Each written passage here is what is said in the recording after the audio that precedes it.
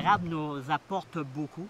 Elle nous apporte du bois pour se chauffer l'hiver, elle nous apporte sa sève, elle nous apporte, regardez autour de vous, là, les couleurs d'automne, les odeurs.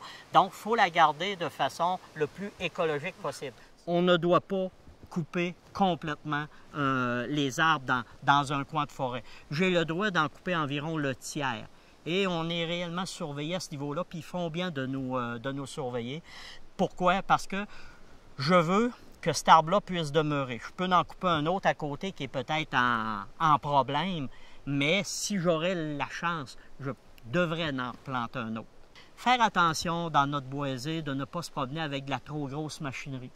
Pourquoi? Parce que un tracteur avec une grosse traction va briser le sol et briser certaines racines qui empêcheraient un autre arbre de pouvoir se développer. Donc, travaillons de façon écologique et de faire attention quand je passe près de l'arbre, de ne pas briser son écorce à la base.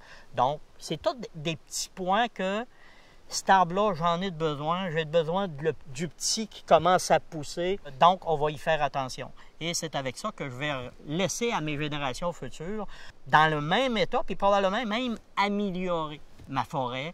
Prenons-nous un spécialiste qui va faire l'analyse de notre sol à différents endroits et il va nous conseiller les amendements voulus pour que notre arbre demeure en santé.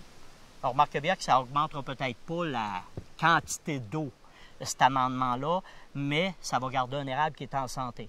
Et si je veux garder cet érable-là qui a environ 10 pouces de diamètre et elle est capable d'aller jusqu'à 24 puis 28 pouces de diamètre, c'est pas moi qui va la voir grandir, ça va être mes enfants puis mes petits-enfants.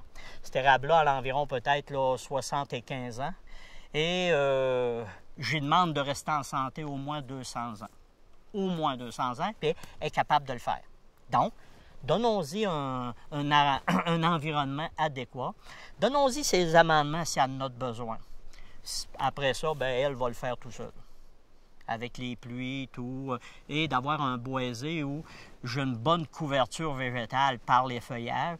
Je garde une humidité. Je laisse des petits arbustes au sol qui cohabitent bien aussi, puis on n'aura pas de problème.